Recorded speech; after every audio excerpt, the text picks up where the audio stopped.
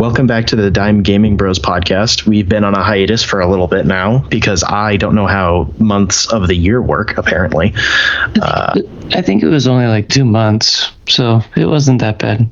That's still like it's a weird margin of error, though. Very odd. Such is life. We talk about video game stuff here because, of course, we do. That's in the name. I'm one of your co-hosts, Spencer, joined by Jacob. Hello. Jacob is on a tour with his band in Timbuktu right now, I think. I don't even know where in the world that is. It's a popular name, but I couldn't tell you. That's a good question. I want to say it's in Africa. It's in Mali. So, yes. Yes. It's off the Niger River. That rings a bell. Interesting. It sounds like a name from Oklahoma. I'm not going to lie. I don't know if I'm just dumb or what. But yeah, so we had a little bit of a hiatus. Gave us some time to get caught up on stuff we hadn't done, which I'm sure we both definitely did. I was at work the other day and somebody called somebody else buckaroo. And I'm like, I'm pretty sure you can't say that anymore. And he was like, what? Why? And I was like, I'm pretty sure it's inherently racist. He's like, what? Why? I'm like, it's racist against Buc-ee's, the gas station. The Ohio the Buckeyes, the college football team. It's racist against Ohioans. That's true. And then I realized as I was riffing that's allowed, so. That is true. Honestly, only in Ohio. So what the fuck have you been getting up to while you've been away from me, you fucking cheater? I started a new series that is not new at all, but it's new for this show. I played Uncharted, Drake's Fortune. It was originally released on November 19th, 2007 on the PlayStation 3. It was developed by Naughty Dog and published by Sony. It was re-released on the PlayStation 4 in the Nathan Drake Collection, which is how I will be playing through the series. The Nathan Drake Collection has the first 3 games of the series. The story begins with our main character, Nathan Drake, discovering the surprisingly empty coffin of Sir Francis Drake, Nate's great whatever. Inside, Nate finds more clues to follow to find Sir Francis and the lost city of El Dorado. Along for the adventure is Nate's longtime bestest friend and emo boy toy platonic male wife Victor Sullivan, and also Elena Fisher, who is allegedly there to record Nate's findings on a shitty Discovery Channel slop show.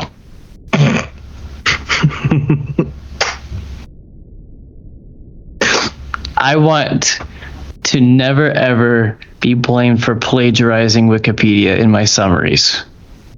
So I have to make them spicy. You are a better man than I. Nate and Sully do their best to imitate Indiana Jones without getting slapped with a copyright claim. They explore South America. They encounter their longtime nemesis Eddie Raja, who is always somehow right behind Nate, despite Nate literally collapsing the path he came from the entire way. They discover that Nazis were trying to find El Dorado at some point because, of course, they're a major part of the story in the last couple of chapters when Nate is killing all the weird Nazi zombie creatures. An interesting twist to the story that I had forgotten about. So, spoilers for a 20-year-old game. El Dorado is just a golden idol / casket thing that is cursed. It's not a mountain or city of wealth. It's a terrible cursed object that could really hurt humanity, and that's why the ancient civilizations worked so hard to hide it. In the end, the villain is killed by his greed and is buried underwater, accidentally tied to the idol to be lost forever? Question mark. Probably forever. But you never know. Moving on to visuals, insert my overused obvious disclaimer that this game is almost 20 years old. With that said, this game looks so cool. I'll talk about it a little bit more in gameplay, but there are sections when Nate is sneaking and climbing around incredible set pieces, and the camera backs way, way out so you, the player, can see the incredible, impressive vista that Nate is witnessing. A beautiful mountainside, or a huge waterfall dumping into a lake at the bottom, or climbing up a cliffside and watching the sunset over the ocean. I wondered a couple of times how big the game box, like the level, actually was in engine, or what was actually just a painted wall that was made to look 3D. It's surprisingly big. Besides set pieces, there are really fun events that help make levels feel bigger than they are. Like in the second level, there are a bunch of crappy wooden platforms over a huge pit, and just as Nate steps on it, it all starts to collapse and he has to run to safety. They're almost literally the big rock rolling behind Indiana Jones. There are a couple of sections like this that help to make the world feel big. Again, I'm playing the Nathan Drake collection, which are partial upscaled remasters. I noticed that there was a bubble or radius around Nate that made flora and fauna fade in and out around him. I forget the term for it. I think it's draw distance. It wasn't always obvious, but there were times I noticed it and, of course, had to play with it for a second. Just like walk forward a little bit and then walk back and just watch plants disappear. Moving on to sound design. Oh my gosh, sound design. The music is incredible. It's the first thing in the game to help set the mood at any time. The main menu, the creepy caves, the chase scene, so many memorable songs. I first played this game in 2016, and I smiled as soon as I heard the main menu song this time. I had nostalgia for a game I played once almost 10 years ago. The voice actors in this game absolutely crushed it. Nolan North plays Nathan Drake and fits his role so well, and a rough and tumble adventurer. Emily Rose plays Elena, and her character doesn't have much of an arc in this game, but she can still be my wife anytime. Richard McGonigal plays Sully, the old horny best friend that's always puffing a cigar and making great jokes. His gender is mustache, I swear. This is my favorite stupid joke we have right now. The guns have limited sound effects, to be fair, but I love that you can easily hear a difference in what is being shot, usually at Nate. One of the shotguns especially has a unique sound every time it's shot, and I couldn't put my finger on what it is. It's like a weird clanky racking sound. Like every time it's pumped, it's like rails slamming together. It's really weird and mechanical. Moving on to gameplay. This game, we're going to play some trivia. You ready? This game came out November 19th of 2007. Can you guess when Assassin's Creed 1 came out? I believe it was... I know it was 2007 for one, so we got that. I believe it was June? 6 days before this game. Motherfucker. November 13th of 2007. I don't know what other games in that era had the whole parkour, wall climbing, platforming, but I associate that concept to Assassin's Creed, and this game was hot on its heels. It's a conspiracy. Climbing is very important in this game for traversing the area to another level, for exploring and treasure hunting, sometimes even for survival. I'll be honest that the climbing is solid, better than a lot of my experiences with Assassin's Creed, but it can still be annoying, especially when I'm not quite sure where I'm supposed to go next. Usually the path is telegraphed well without white paint, but there were a couple times that it was tough to guess, which leads to a stupid death. This game isn't just action and adventure. There are moments of downtime out of combat, just walking through the woods and trying to solve a story-relevant puzzle like an Indiana Jones or maybe a National Treasure. Most of the puzzles require you to look at Sir Francis Drake's journal that Nate had already found before the game started, and he was kind enough to write down all the solutions to the puzzles that we encounter. This notebook was pretty much only made as an answer sheet, and thankfully I know that this mechanic is used much better in later games. However, if you're too dumb to understand Francis's notes, the game has a system baked in to give you a hint if you want it. Up on the D-pad in the middle of a puzzle will direct Nate's attention to a key piece of the puzzle. I really appreciate that because it'll give you like a little rattle and cha-ching telling you to hit up on the D-pad if you're stuck, and you can choose to be like, no, I'm smart, I can figure this out. Whereas a lot of other games, like the most recent Tomb Raider games, Lara will just be like, wow, look at that fucking shiny thing up in the tree. Outside of puzzles, up on the D-pad directs Nate's attention to a cool view or a big explosion or something cool to look at. Again, with the trivia. This game came out November 19th, 2007. Can you guess when Gears of War 1 came out?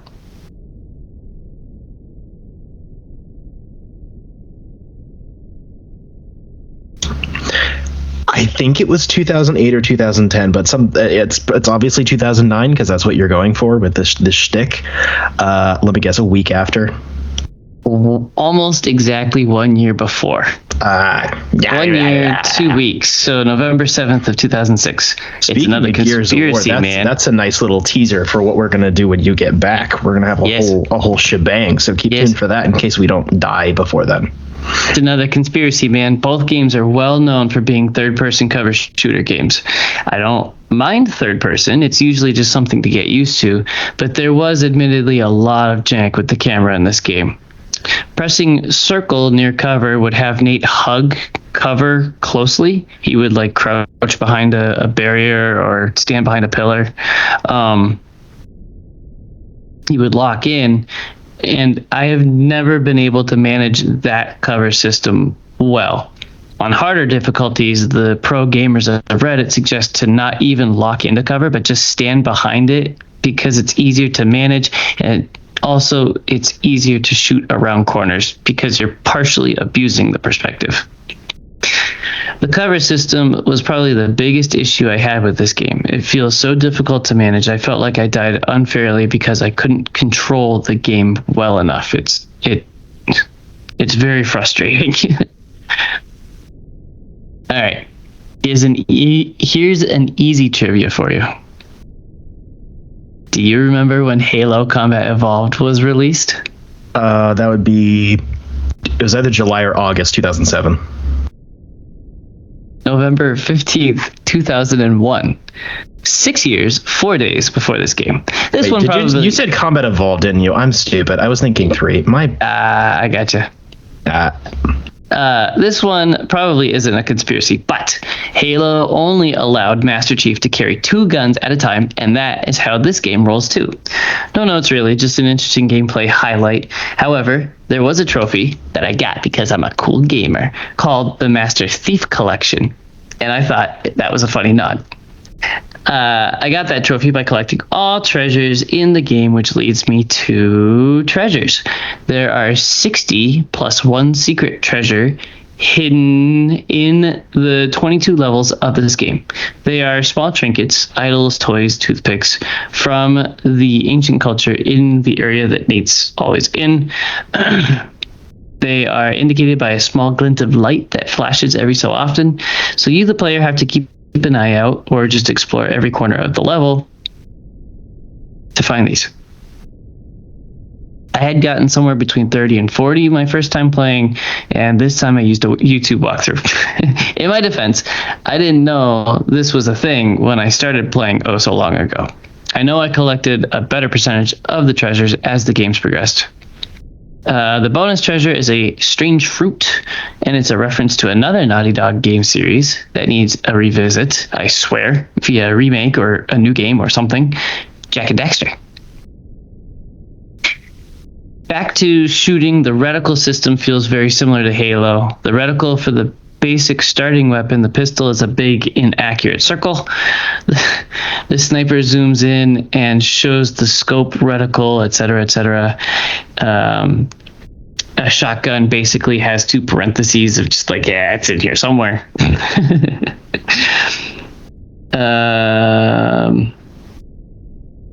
Aiming was frustrating at times. It was really hard to get a read on where the reticle would appear when pulling the left trigger to actually aim the gun.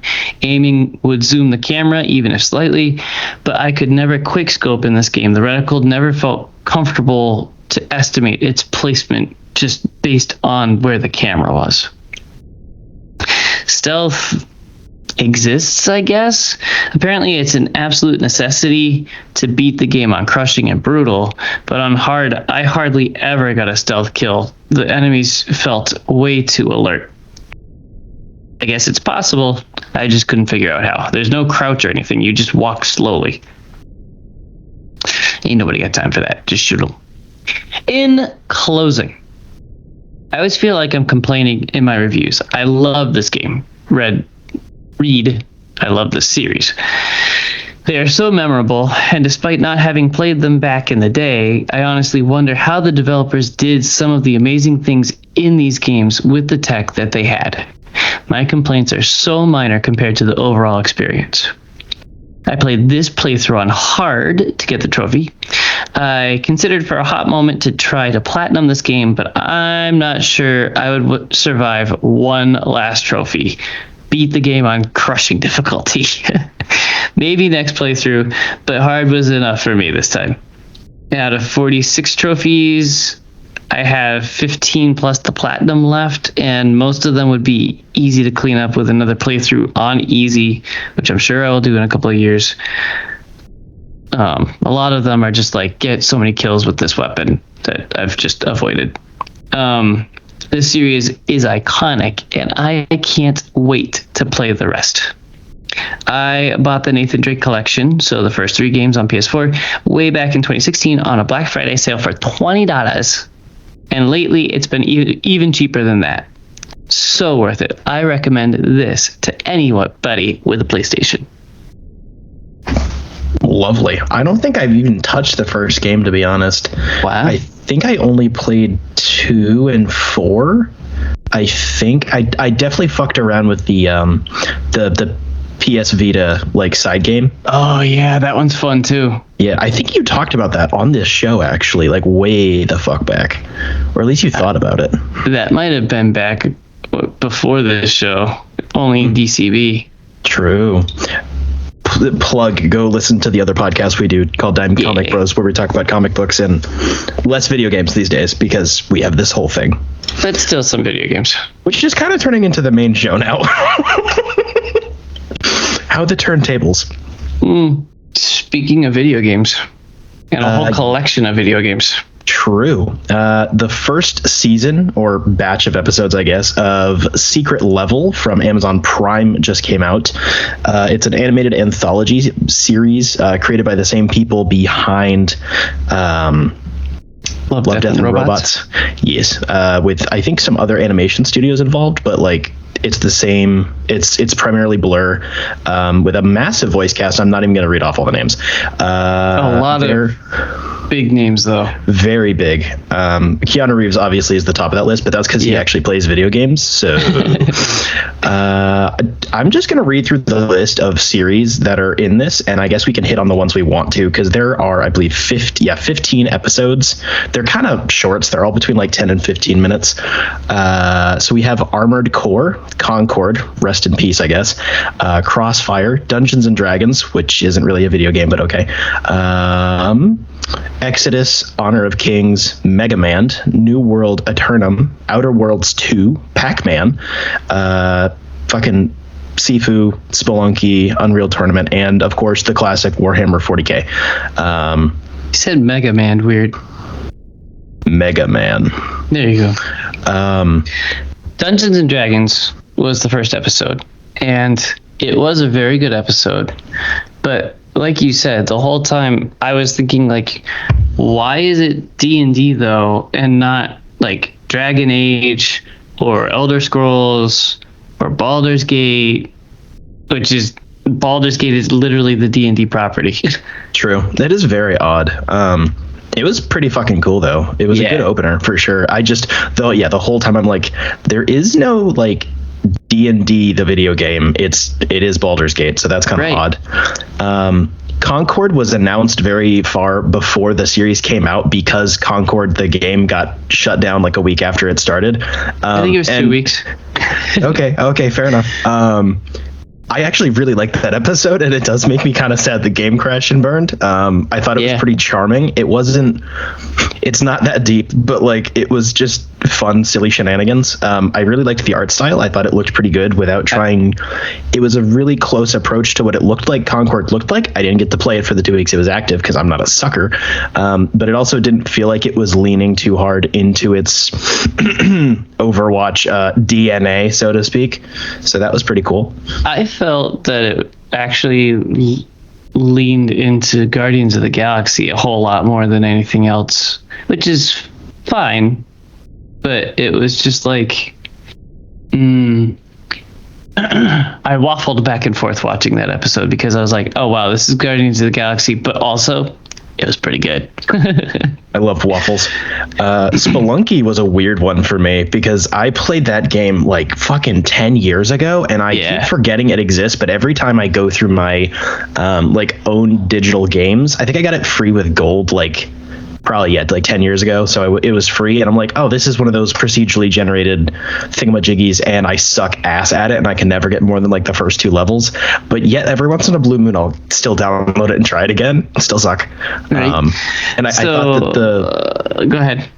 I thought that the I guess it did what it was supposed to because it like sparked interest in the game, which is seemingly what this is. These are not all exclusively PlayStation franchises, but they're definitely leaning in that direction, I guess. In addition to they just had a short 4 PlayStation properties, but like I did not like that one at all. I'm like, wow, me neither. It's a really long commercial.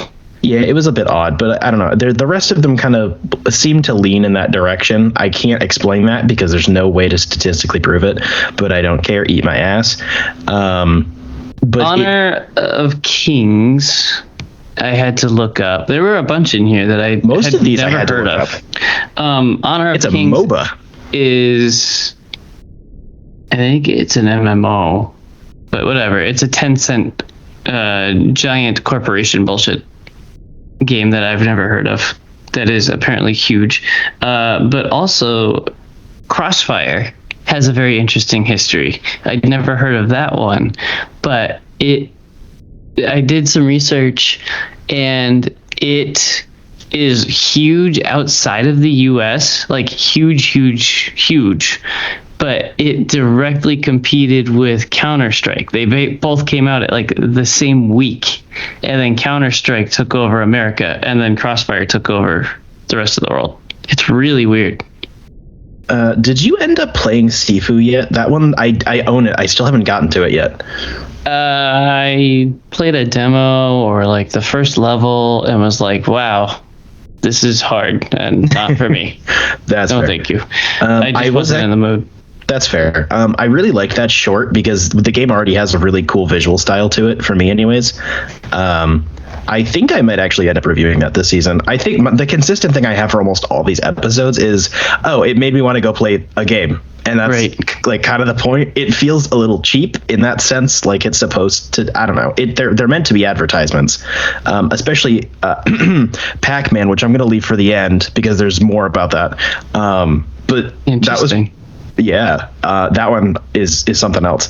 So I thought that was pretty cool. I really Mega Man enjoyed Unreal Tournament, but this series, if I had one criticism, the series went really hard on like generic military shooters. Yeah. Unreal was memorable because it was like a sci-fi, I guess, or steampunk cyber, I don't know. It had its own weird flavors. It wasn't just 4 dudes in drab green sitting in a van, but I liked that one, and one that we can both unpack because I'm sure we both loved very much was Warhammer. Yeah, Warhammer I think is easily the best one in this. It's kind of cheating because Warhammer has always had A, really good cinematics, and B, really good animated films. But yeah, holy fuck. My favorite scene in all of that is the crew walking through, pitch dark, and they're shooting bad guys, and the bad guy's blood, as it like spills out, is helping to illuminate the room. It's such a cool concept. So fucking cool. It was interesting enough that Colin, our buddy and fellow podcast host for our other podcast, had already watched this one before us. 3 times on release day. Yeah, he doesn't even play, like, I think he's gonna play Space Marine 2. He's not a Warhammer guy. He exclusively watches the animated shorts and stuff. But we're like, dude, this is really cool. And he's like, beat you to it, fuck you. Yep. Like, what the fuck? I knew he would. I thought he could, but I didn't think it would be that fast anyways. I figured it would be more of what we... Go ahead. I figured it would be more of the usual, hey, you should like this. Hey, you should like this. And he's like, no. And then he watches it and he's like, that's the coolest fucking thing ever. And we're like, told you. And he's like, you didn't say anything. I discovered this on my own. Outer Worlds was pretty cool. It definitely carried a lot of the themes from the game, and I appreciated that. It's very bleak, but it has this offsetting humor with it.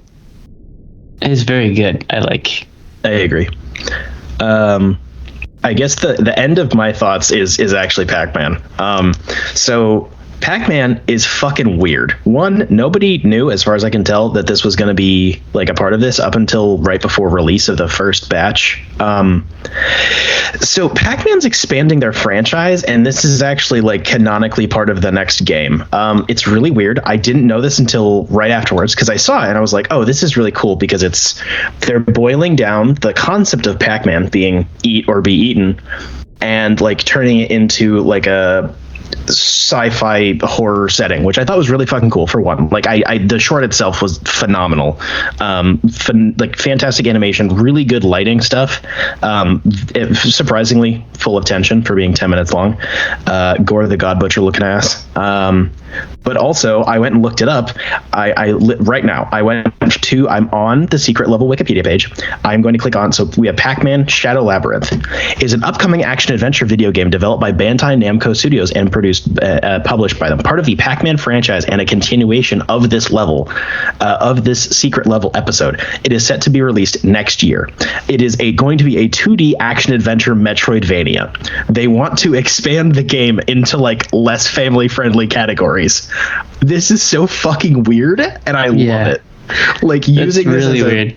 Like a proper backdoor pilot, not just an ad itself, but like, hey, do people fuck with this? Because we're doing it. I like it better now knowing that, because originally I was like, oh, someone's just trying to make Pac-Man like grim and dark and edgy, and I don't like it. But if they're actually doing something with it, it's cool. It's so odd. Yeah. So under the development, it says they went back to the original concepts for the first Pac-Man game and boil it down to the maze, the eat, and how the table can flip all of a sudden. Using that basis, the team began creating Shadow Labyrinth. This would have been like 2 or 3 years, 2020. The game's development team is joined by the producers of the Tekken series, and it's being developed in Unity. Super fucking weird. I genuinely like the standout, not necessarily because it's the best one. I think Warhammer was, but I think we all knew that was going to happen anyways. Just super out of left field, and like unlike, I guess, Concord, which was supposed to be an ad for an upcoming game, RIP, this is just like, oh, hey, you like that? Turns out we're doing a whole thing. And like, it's not gonna look like that, obviously. It's a 2D side scroller, but trying to sell you on like the concept is really cool. The thing with Concord is that it was already supposed to be out for 2 months, so it feels like a cinematic for like season 2 of the game or something. Like, hey, you like what you already have, here's more of it. It's like, that's cringe. This should be an introduction to a video game of like, hey, this looks cool, I'm gonna go play the game. I agree. Speaking also of secret level, from Deadline.com, Amazon Prime has renewed its freshman animated series Secret Level for a second season. It's from Amazon, MGM Studios, and Blur Studio. Secret Level is the adult animated anthology series featuring original stories beginning the popular video game. Yeah, we're getting more. There you go. Yep. I don't actually want to move on from this. What other like series do you think would be a good fit for this? Based on like the vibe they've already set, which is they could do anything. But what would you pick instead of like me sitting over here like, oh, give me a Halo short, like right? I'm very angry that we got cheated out of the God of War one. He had like 3 seconds of I'm gonna slam the ground and make icicles, and I was expecting a whole ass episode, and that episode had Kevin Hart in it. Big stinky. True. I do agree with that. A Doom episode would be cool. Make it M-rated and just chainsaws everywhere. That would be great, especially because we do have the new game coming up. I think it's the end of next year, so they would probably be able to get it released in time as well. That was the top of my list. was Doom, just because it fits in with the it's all gory and shit. I honestly would rather they focus on making longer episodes. I would take like 25-ish minutes of like a really cool story in a video game and just give me, I don't know, 6 of them. I would like that a lot better than 10 minutes out of whack or 12 minutes, because almost every episode, if I was having fun, which was most of them, was like, oh, it's over. Like, that was barely anything. Yeah. Again, just kind of leaning in with the PlayStation vibe, I was thinking that they could probably use them as like an intermediary for their current like large series they're not on hiatus, but the next release isn't going to be out for a while. Like, it sounds lame to just do all of the story-based Sony games, but we know that Last of Us is going to be getting a 3rd game in the next couple of years. Uncharted has been cooking for ages whenever they get around to that. Like, I think that at least one of those would probably be good. I would probably say Uncharted, because Last of Us is already getting enough attention, because they keep fucking re-releasing it. Oh my God, Banjo-Kazooie would be so fun. That would be great. I do think maybe doing like an entire batch based around more like retro. Not forgotten, but not just like retro, like let's do a Mario episode, but like the retro characters that everybody is still familiar with but are stuck in limbo. So you have your Banjo-Kazooie, fucking Spyro, like all of those were like they've been around kind of, but only in like advertisements and Smash skins. Like, I think that would be pretty cool. And then make them M-rated and gory. Only some of them. I mean, you can still have your kid-friendly ones. I suppose, but Conker is already edgy, so like, I don't know, just have the squirrel nut everywhere. From Kotaku.com, Borderlands and Civilization publisher 2K Games has quietly done something very cool and good. The company has removed the need to use its 2K PC launcher from all of its games and sunset the software completely. On November 25th, the publisher pushed out an update on Steam that fully removed the 2K Games launcher, replacing the folder that contained all of its files and data on your PC with a single text file named 2K Launcher Remove.txt. The publisher says you can safely delete that file too if you want. 2K has a separate guide for folks wanting to make sure every last bit of the launcher is fully gone from their PCs. I hadn't heard anything about this, and I like there are way too many launchers. Just run it through Steam, you ass clowns. I agree. How are you playing? I think you said that you primarily played Tiny Tina's on PC because there was a mod that made movement a lot better. What launcher were you using for that? I don't know. Fair. That was like a year ago. Oh my gosh, not a year ago. Yeah. Long gone. I forgot. Yeah. I mostly ended up pulling this one up because we already had another relevant 2K Games article, as well as my topic for today. But yeah, the general removal of like in-house launchers is pretty much a good thing. Like, Steam is a floating trash island, but Gaben is kind of keeping it alive by being like the one good billionaire right now, which is shit, but Steam at least functions, kind of. When I was reading this, I was wondering if you had edited your thoughts on your own, because I swear 4 out of the 6 articles say this is good. And I'm like, who's writing this? Nope, those are just Kotaku articles. From PCGamer.com. Following on from the recent announcement that X-Defiant servers would be closing down in June 2025, Ubisoft released one final massive content patch for the game. The patch not only contains all Season 3 content, but in what may be a world first for a live service game, it also contains all future content that they had already developed. That includes 13 new maps, 3 new factions, and all future planned skins for the game, some of which don't even seem to have been fully finished before chucking onto the funeral pyre. It's all a bit bizarre. On the one hand, it's very cool for loyal fans of the ongoing shooter to get one of the biggest content updates ever. The fact that there are characters and skins without proper labeling suggests that maybe devs just threw it in progress stuff on there that might otherwise not have seen the light of day. On the other hand, for a game that was criticized for a lack of content, it's frustrating to see how much great stuff was just sitting on the back burner. So as someone who was interested in this game and then said I'll get to it in like a year or two, I guess I'm not going to be able to do that now. But as the other person on this show who actually did play it, what are your thoughts on this? I wholeheartedly agree with the last sentence. It's stupid and dumb and gay that they slow fed the content that they had made for it out so slow that they killed themselves. Like, I had a blast with it. It wasn't perfect, but it was a really good competitor to Call of Duty, in my opinion, because it was free to play. I never would have paid for it, but it was a fun shooter that, I don't know, felt very comparable to Call of Duty because it's made by old school Call of Duty guys. And it was cool to have that for free instead of spending $70 on the latest Call of Duty stuff. So it was also like a bit slower to run around, which I really appreciated. It feels heavier to like move, and I kind of like that slower motion. Yeah. Are you considering re-downloading the game before it dies just to check out the new shit? I thought about it. 13 maps is huge. I swear that game only had like 5 or 6 maps. So to drop another 2/3, that's crazy. I thought about re-downloading it, but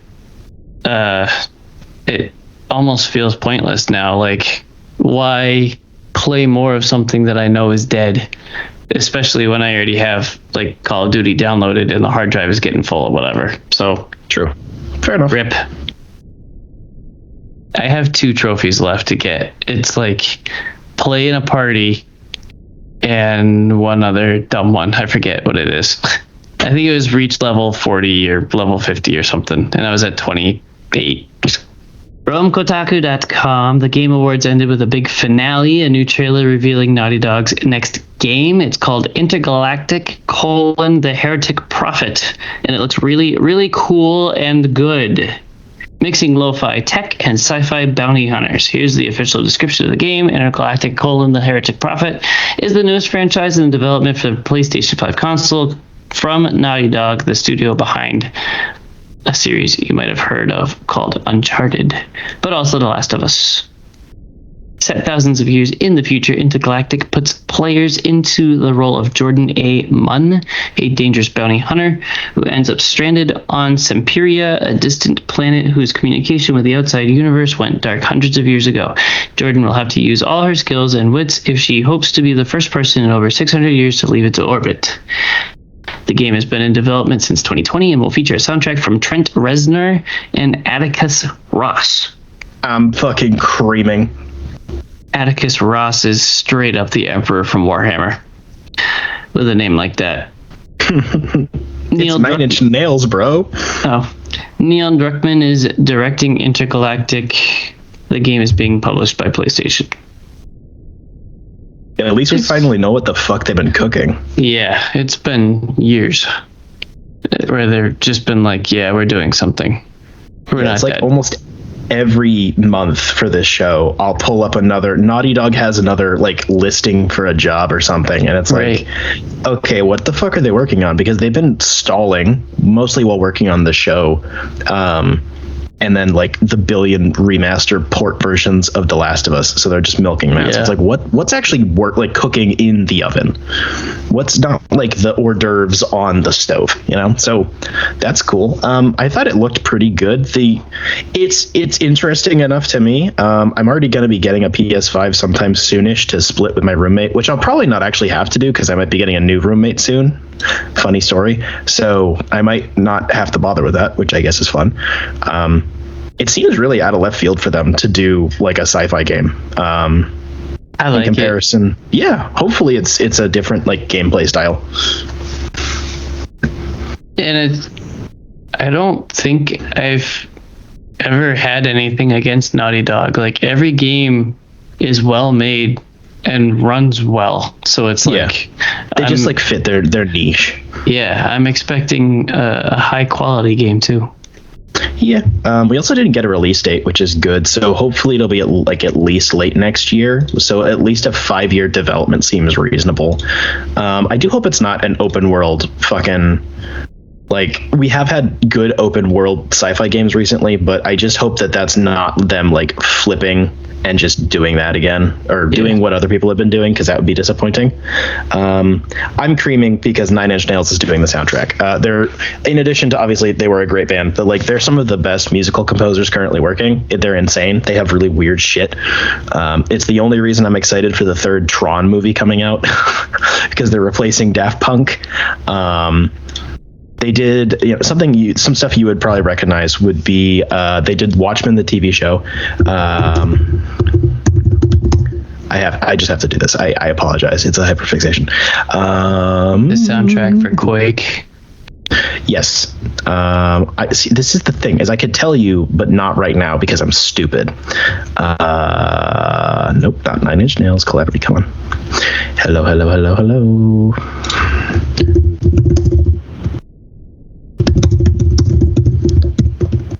Moving really heavily into film recently as well. It's just a bunch of shit I know you'd recognize. They have a very unique sound, obviously. They did Mutant Mayhem, which is fun, I guess. Did you end up watching The Killer, the David Fincher movie? That was them as well. I wasn't huge on it. No, me neither. I talked about it on DCB. That is true. I remember. They worked on Gone Girl, which is fantastic. They've been doing soundtracks for like 20 years now. But The Girl with the Dragon Tattoo, the 2011 one, Watchmen, obviously, Soul, the Pixar movie, I actually think is one of their best pieces of work. You should check that one out. That is not a typical Pixar movie. It's very adult and very, oh fuck, I'm depressed. What am I doing with my life? They're just really fucking cool. So that's interesting. I guess it gives us a sort of vibe for the game. Neil Druckmann is definitely spreading himself thin, though. Hopefully this doesn't have any adverse effects down the line, because he's the lead dude for 3 game series and the primary writer for a TV show. That's a lot, buddy. Yep. From Engadget.com, Thick as Thieves is a new project from the team of immersive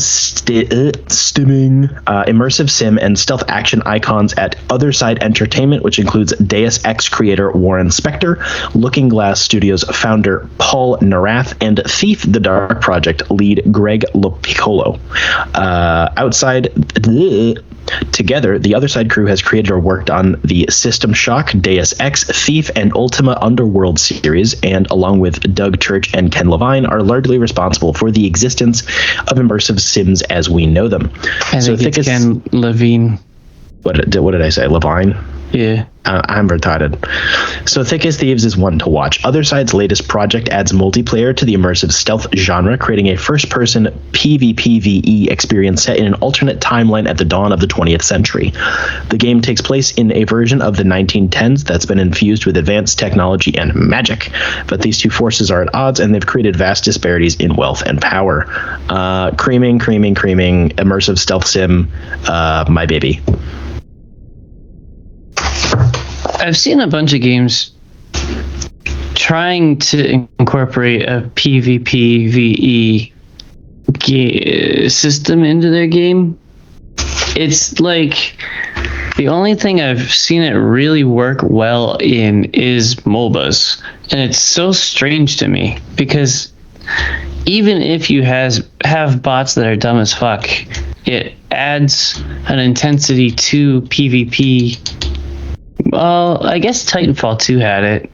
They had bot soldiers that would drop Halo's Warzone in both 5 and Infinite also have it. Interesting. It's just like... No, Destiny 2 tried it too, but I don't know. It feels like something that game studios have been trying to sell more and more of, and it's like it doesn't really seem to sell. That's true. It also doesn't just seem to work yet. Like it's odd that we're still struggling with that because we have had such good like PvE system early Halo. Like post Doom basically. Like we've kind of perfected that. It's just nowadays it's more that some series just don't care to have good AI, like Call of Duty. They just don't give a shit. Right. So it is weird that it's taking so long to get down PvE. Seems interesting though. I'll probably play it unless it's hot dog shit. I haven't played a good stealth sim I think since Prey, and that was like 2 years ago now. You haven't touched the new Hitmans? Okay, I have touched them. That's fair. They're third person though. They feel different in my brain. Weird. I think I only played stealth sim. It is. I think I only played the first one. The new System Shock remake is like I'm literally checking right now to make sure it was on my like to-do list. It is in my wish list. It was only released 6 months ago, so I'm not that far behind. That also got a really good reception. Yeah. So, and it's $20 right now. I should totally buy that, but I shouldn't because I already have enough games. But yeah. I like this. That's why I included it in the news because I thought it would be fun. From Kotaku.com, during the 2024 Game Awards, we got our first real look at the previously announced Borderlands 4, the next main entry in Gearbox's super popular first-person looter shooter series. In the new trailer, which starts right where the initial reveal teaser ended, we see a large battle happening between what appears to be an army of angry mutants and mannequin-looking aliens who seem to be led by a strange, ominous bad guy whose face is hidden in the teaser. According to the official PlayStation blog, this new bad guy is Borderlands 4's primary antagonist, and he's known as the Timekeeper. He rules over Kairos, the new main planet of the game. We also see a ton of new guns and locales in the gameplay trailer during a montage, and at the end of that, there's a moment where the player uses a hollow grapple hook thingy and zips up to a higher area in a few seconds. Older Borderlands games didn't have this much mobility, but Borderlands 3 did add mantling and more movement options. It seems the fourth entry in Gearbox's sci-fi franchise will add even more ways to move around while killing bandits and looting weapons. Borderlands 4 was previously announced in August. This game is set to arrive in 2025 for PS5, Xbox Series, and PC via both Steam and Epic. There is one additional note that was not worthy of an entire article. They're also leaning into less bathroom humor for this entry because that seems to be part of what people didn't like about 3 that much, was it was too much poop. I have not played 3 yet.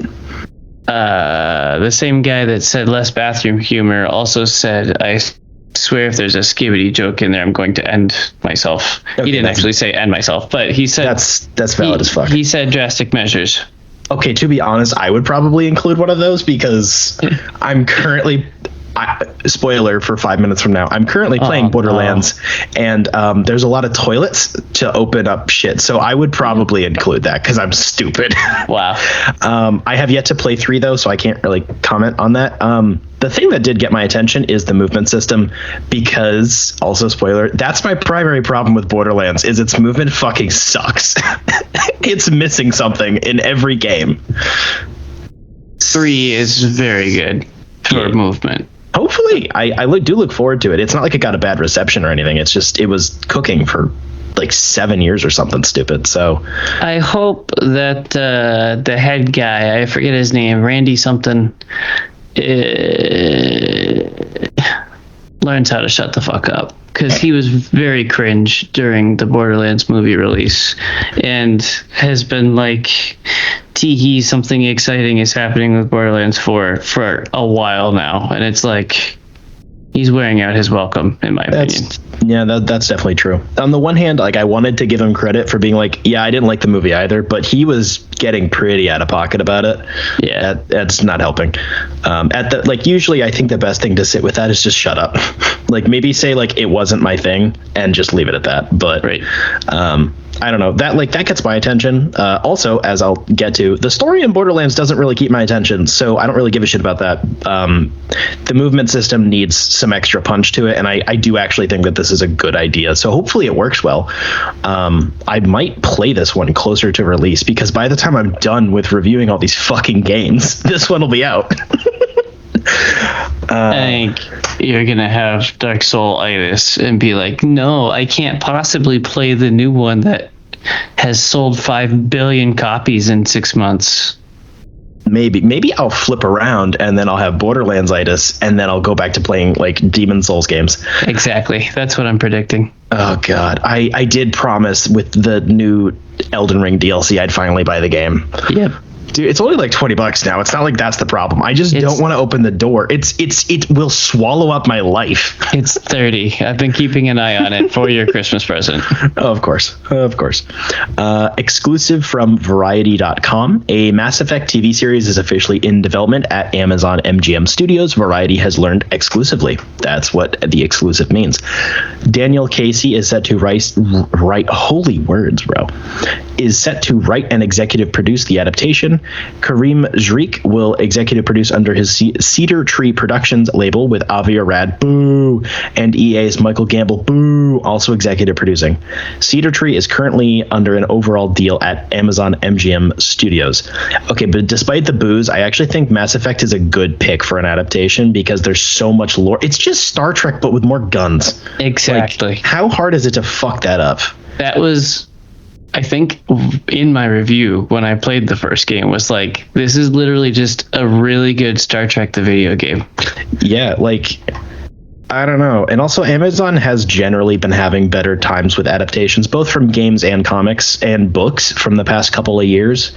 So, and it's going to be really easy to adapt to, I think, in the way that there's a lot of political intrigue. It's not all big starships shooting. Like, it doesn't have to be full of CG bullshit that's really expensive. It can legit be a boardroom where people are arguing for most of the episode. Yeah, for sure. Because especially, it's been a while. I think the last time I played Mass Effect was 1 in like 2019-ish. But from what I can tell, again, like I say with everything, I've been meaning to get back to it. Yeah. Like, everybody's favorite shit isn't the big space battles. It is the like interpersonal dynamics between characters. Base racism. Exactly. Like, despite the fact that most of the games are based upon your choices, most people like all of the different story versions. Like, that's why the subreddit is so active still, is because there's so many different ways it can play out, but yet the voice acting and the lore and the logic is still really consistent despite the choices you make. So I think that's cool. And also, it keeps it in the public consciousness while they work on the next game, because Andromeda flopped so fucking hard. Yep. Last one. From Kotaku.com. We finally have our first taste of The Witcher 4, and it looks stunning in a new cinematic trailer that aired at the Games Award 2024. The cinematic tease showed Monster Hunter Ciri stepping into mentor Geralt of Rivia's shoes to take on a gnarly-looking beast in proper Witcher fashion. CD Projekt Red recently announced that The Witcher 4 has entered full production following the end of post-launch development on Cyberpunk 2077. It's a sequel to the 2015 open-world RPG The Witcher 3: The Wild Hunt, which is still considered by many to be one of the best story-driven RPGs ever. It will be a tall order for The Witcher 4 to live up to, but after Cyberpunk 2077's triumphant redemption arc, CDPR has proven it takes those expectations seriously. And that's something that I want to talk about, because apparently Witcher 3 was a shit show when it released too, and now it's known as the greatest RPG ever, maybe.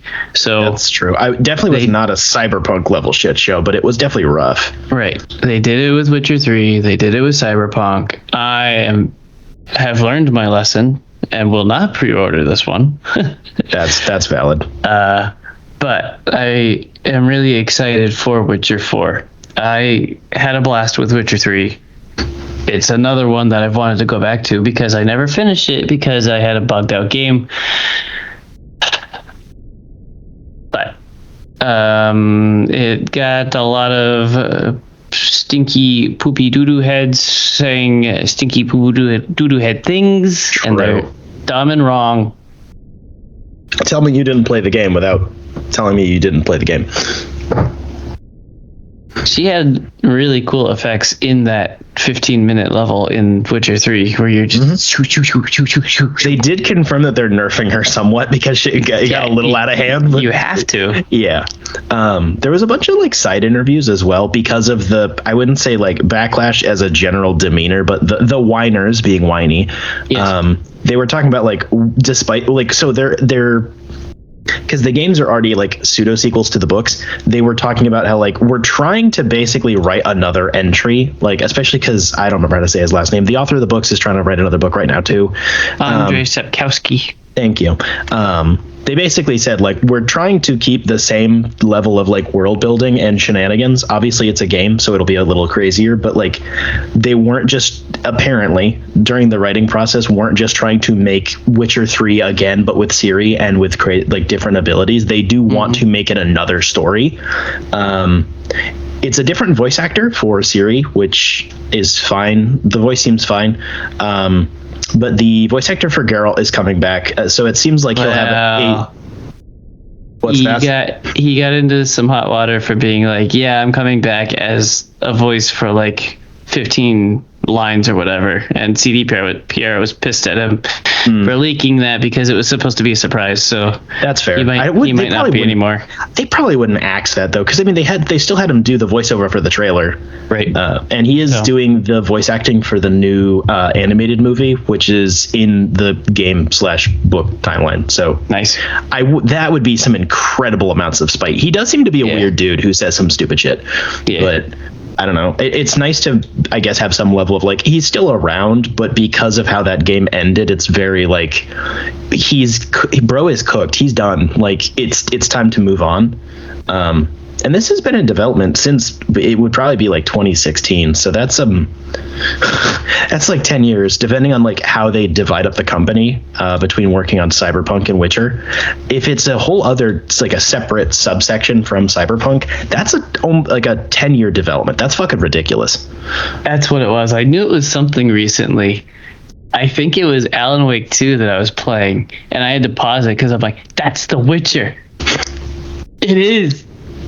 That kind of rings a bell. Do you remember what character that was? Robert Nightingale. Oh shit, you're right. Yeah, cock and ball man. He pops up in other places, and it's like, oh, that's The Witcher. Mm-hmm. Real shit. Happy. Whoop. Speaking of, that animated movie should actually be coming out pretty soon. Yep. I think it's got to be like Q1 2026. Sorry, 2025. Oh fuck, what is time? I haven't seen the sun in 2 weeks, okay? I woke up at 4 p.m. today. Yesterday was my last work day, and this week was atrocious, and I didn't have anywhere to really be other than the movie theater, so I said, if I die, I die. I'll just turn my alarm off, see what happens, and then I woke up at 4 p.m. So I guess wish I could. Yeah, this is probably my saving grace for my sanity right now. This week has been insane, and I haven't really worked any overtime. Like I did a few hours, but not like another shift. Yeah. I've had to take a 6-hour escapade on foot outside of my workplace, if that means anything to you. It's a lot. So I'm Misa tired. You know what I'm not tired of, though? Surprisingly enough, Borderlands. That is very surprising. Yeah, so part of the reason I wanted to replay this game and this series was because I wouldn't say I've been a hater, but I do think it is wildly overrated, which I still don't disagree with, but I've been having a lot more fun this time around than I expected. So I've been playing Borderlands, the 2009 game. Technically, I am playing the Game of the Year edition, which was released for PS4 and Xbox One. I'm playing it on an Xbox Series X. The Game of the Year edition includes the DLC packages, which frankly I haven't even gotten near. I am not that far in. It's a decent visual upgrade, the typical kind of upscaling, like you could have it on like PC, basically. It also includes some things I didn't expect, which is like backporting. So there's some they replaced the compass with a mini-map, which, because I haven't played the first Borderlands in so fucking long, I didn't remember that there wasn't a mini-map. So that's been helpful. The character customization options are just backported entirely. So they're like basic choose your hat and shirt stuff, but it's something. The original version of the game was 2-player LAN party or 4-player online. This now has 4-player split screen, which is cool. There's also some changes to the final boss fight, but again, I haven't gotten there yet, so I can't say anything. Actually a good Game of the Year edition. Like typically these are we'll slap the DLC on it and maybe we'll polish it a little bit, and they did do that. But I think the backporting of a couple of elements from Borderlands 2, while kind of minimal, is still pretty helpful, especially for like the longevity of people wanting to play this game. Like as of now, there's still people actively playing it online. Obviously, there are no servers. Like you don't just go do a match-made game. You do have to have people trying to play it. But like if you dig around, you can find 2K will publish like the numbers of people playing, and it's still kind of active, which is cool. So I guess the shortest section of this fucking thing is the game's story. It's you open up with 4 vault hunters, which are your 4 like archetypes of game characters you get to pick between. You go to Pandora, a spooky sand planet. Basically, it's a junkyard shithole piece of crap garbage. And you're looking for a vault key, because a vault is this super magical place inside the planet that has alien technology and stuff. The vaults have always been incredibly vague, to the point it drives me fucking crazy, because the entire like universe's economy in Borderlands seemingly runs on vaults, but yet nobody has ever actually talks about what the fuck is inside them, and that bothers me. However, to quit the bitching, the 4 character archetypes, well, what you kind of expect are like solid, and they do work. You have brain. They have different names, but you have effectively your tank, your like zippin' and zoppin' type of zigzaggy bitch, your sniper, and like your typical soldier. They work fine. This current playthrough, I am playing as Lilith, because of course I am, which is it's Tracer from Overwatch. I've been primarily playing with, outside of the first couple of hours where I really needed to use an assault rifle to get any sort of fucking progress, because it's a really easy gun to use. I aim to use a shotgun, an SMG, and a repeater most consistently. The repeaters in this game are goated as fuck. And it's apparently a crew, again, because it's potentially been made to play as co-op, but if you play it single player, it's just you're going to go look for a vault. There's a bunch of different companies looking to get to the vault during this game. The story in this game is so fucking bare bones. I fucking hate it. It drives me nuts. It's kind of pathetic, even for a game in 2009. The setting is basically one company tried to get into the vault and then they abandoned it, and then 20 years later the game takes place and another company is trying to get into the vault, and they'll like call in martial law or whatever. There's so little here, it really bugs me. This is mostly a preference thing. I'm not looking for every like what is now categorized as a looter shooter to have a really in-depth story with a lot of cinematics or whatever, but this thing has got like jack shit. It's kind of ridiculous. The only cutscenes are at like the beginning and the end, seemingly. Pretty much everything else is not just like pre-rendered NPCs walk around and tell you stuff. Everything is communicated through like Star Fox-esque little visual boxes in the corner with subtitles, which I love. They're very charming, but when the entire game is like the whole plot, the story, the lore, the in-game mechanics are all explained in the exact same way, it's really boring and it doesn't engage me at all. I have played probably 80% of this while listening to music and just turning off the sound, which is frustrating because my first positive is the sound design for the actual game is fucking fantastic. The guns all have very unique sound profiles despite having wildly different stats.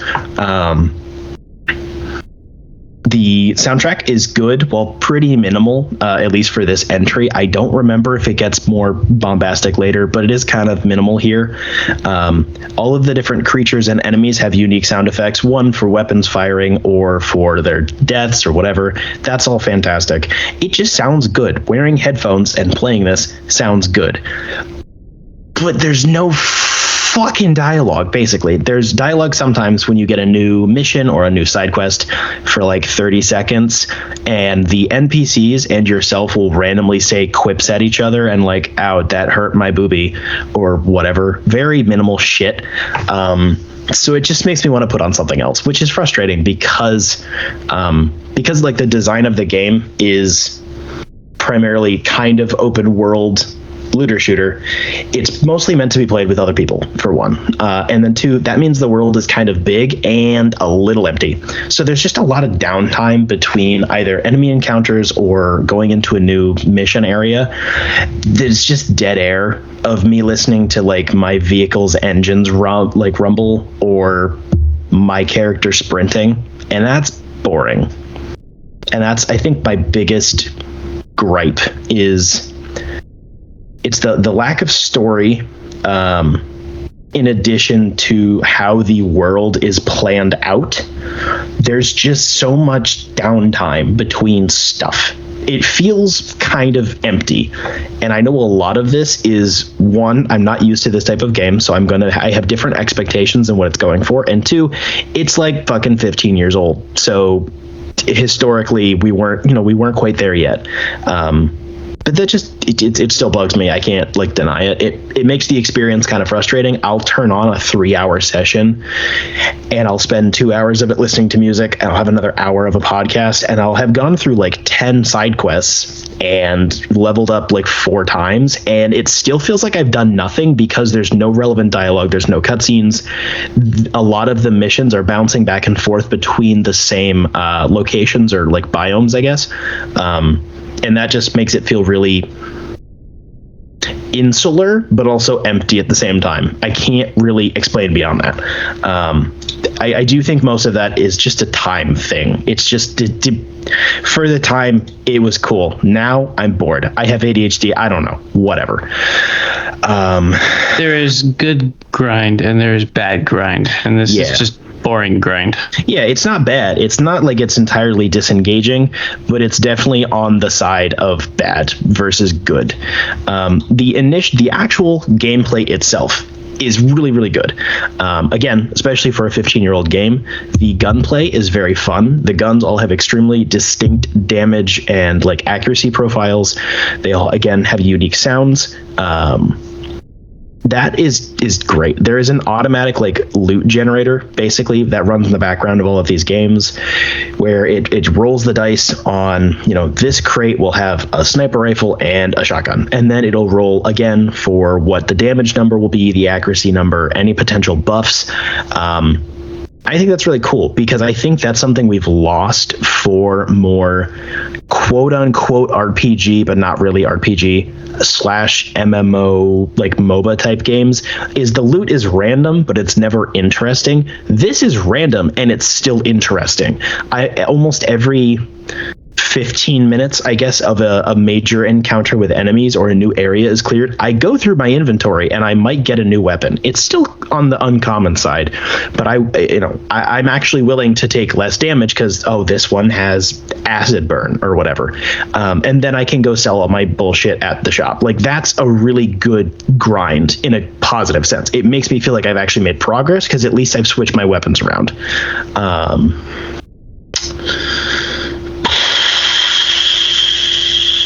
Vehicle gameplay is extremely basic. I'm a little disappointed. Again, there are two types of weapons, two types of vehicles, at least so far in the game. There's a vehicle with a machine gun and a vehicle with a rocket launcher.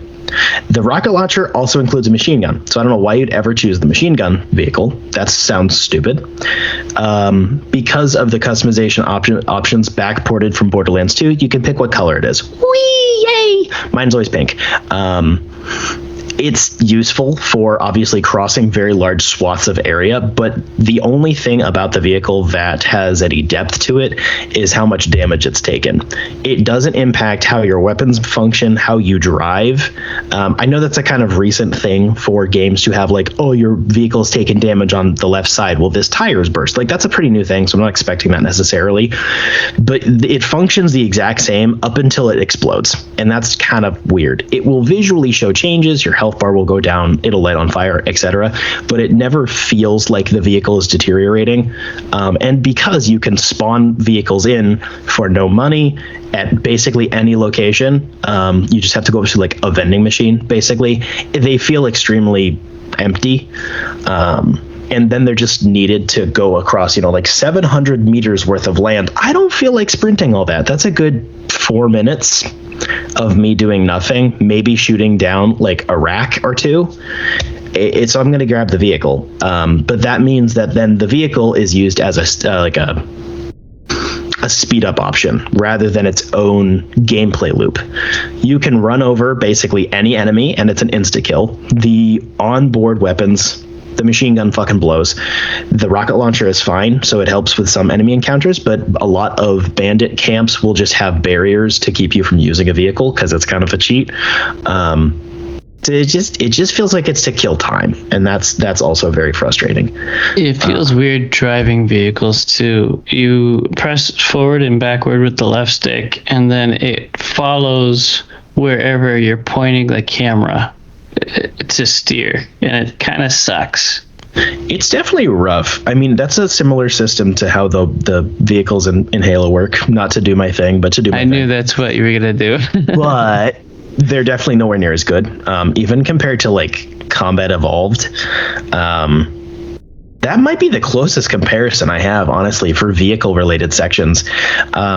It doesn't feel helpful during a traditional combat encounter because the area is blocked off.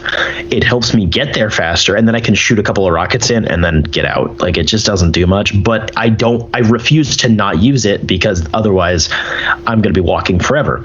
There's also a fast travel system involved, and I feel like those two things just immediately cancel each other out. I really hope that this does change throughout the series. I'm sure it won't. You can fast travel to any location you've ever been, basically. And there's also vehicles. Pick one. Just pick one. I'm fine with either. But pick one. Because otherwise, I'm just going to keep using the vehicle because I've been using the vehicle during this play session, or I'm just going to use quick travel because I feel like being lazy. There's no real incentive to do it on foot or to do it in a vehicle. And I just don't do quick travel because I personally fucking hate games that have quick travel. So like, I don't want to use it, even though it like doesn't negatively impact the gameplay experience. Like it feels like the quick travel points in this game, as far as I've played, are pretty spread out. There's a lot of distance in between each one. So I think it helps to balance that out a little bit. It definitely does, especially because the loading screens between large areas are not bad by any means, but they're probably a good 5 to 10 seconds. So if you quick travel, it's the same, like it'll use that processing time to then just get you to the location. But then that does detract from the feeling of like, I am a mercenary exploring this land, and like just 98% of games should get rid of quick travel. If your world requires quick travel, it sucks. And if your world doesn't require quick travel and you have it, your vehicles probably suck. I will bet $50 that this applies to at least like 70% of open world games. It's just it's a massive frustration. Would you say that Roach sucks because he's buggy AF? No, it's charming. I don't have an argument for the use of Roach because other than like I like him. Don't get me going on Witcher 3. I actually have a lot of criticisms now that the dust has settled, but Borderlands is fun. Like, that's all I really got with it. It's really shallow. Oh, I completely opted out of my movement-based conversation. I guess I kind of hit on it beforehand. It's really clumsy for a game that's kind of an arena shooter in its vibes, I guess. Everyone moves really slow, and strafing is really slow, and you can't climb jack shit. Everything is locked off, which is mostly going to be a technological thing from this time period. But there's so many. Look at that big pointy rock. I bet I can climb that. Nope. Not even you fall off of it. It won't. There's an invisible barrier around the rock, which again, I get, it happens. But also, again, Halo Combat Evolved wasn't even an open world game, and it came out 8 years before this one did, and you could literally go anywhere. That does not mean the game functioned well, but it meant you could still do it. This, I want to fuck around. I want to just do stupid shit, and the game doesn't really let me do it. It only lets me climb certain things exactly where it wants me to. There's no real use of momentum for making jumps. I'm sprinting all the time because the base movement speed is really fucking slow. Obviously, like, mantling was not a thing yet by any means, so that's not really a complaint, but it feels so basic, which is very frustrating because I don't want to just hate on something because it's popular, but I don't understand how this game got so fucking popular enough to warrant multiple sequels. It's a good foundation, but this feels like it's not like a tech demo. That's a disservice, but it is so basic for what it actually offers. I cannot imagine paying $60 for this with effectively no story, good gunplay, bad travel, fun graphics like that. I don't even have a note on graphics. It's fun. It's cartoony. It holds up well. That's all I got. Like, it's just there. I started playing this back in, I don't know, September maybe, and put like 2 months into it, and was just bored to tears. Like, I can't get very far into it. So I agree. I don't know how this did so well, but Borderlands 2 is still the best in my opinion. I'm sure that I will end up having that opinion very soon. I am at about, I think, 30 hours of gameplay right now. I believe I'm level 30, so I'm 2/3 ish through like the skill tree. I'm probably halfway through the main story. I haven't touched any of the DLC stuff. I am going to keep playing this for sure. I'm not aiming for any level of like major completion, but I definitely want to at least finish the story this go around while I play next month's game. I don't want to just uninstall it and be done with it because it's still got a really good foundation. It's just very minimal. And you should probably check the DLCs out too. I know some of the ones in Borderlands 2 are really good, like the D&D flavored one. Yeah. I think I currently have this at like a B tier, maybe a C tier. You know, if we're gonna go with the tier list instead of like a number, it's in that neck of the woods. I'm sure that once I go, I'll probably run through the series. I'll take a break. I'll go back through. I'll do a couple more playthroughs. I'll get some achievements. I'll explore what it has to offer. But I have a feeling if I ever get the itch to play this type of game, it will not be the original. No.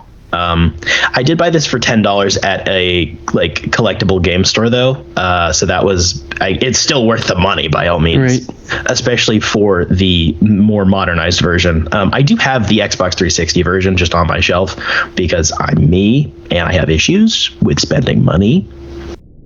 But you know, it's better than I remembered. It's just kinda You reminded me. I think I put 20 hours into Uncharted 1 this playthrough.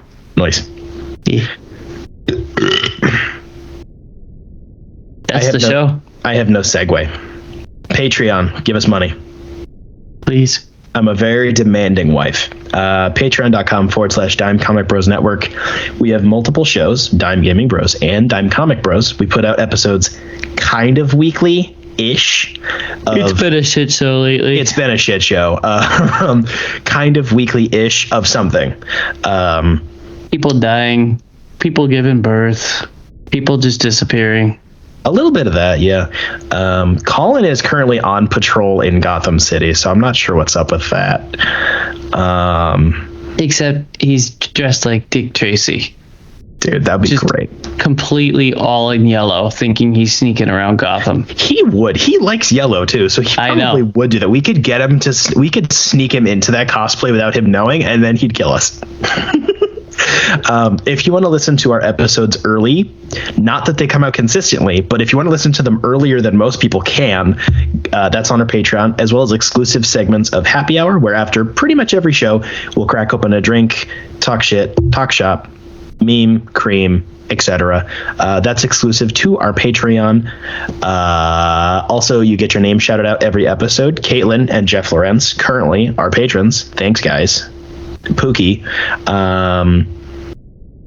Some other stuff. Stickers. I don't fucking know. I redesigned the Patreon 2 weeks ago, and I don't even remember anymore.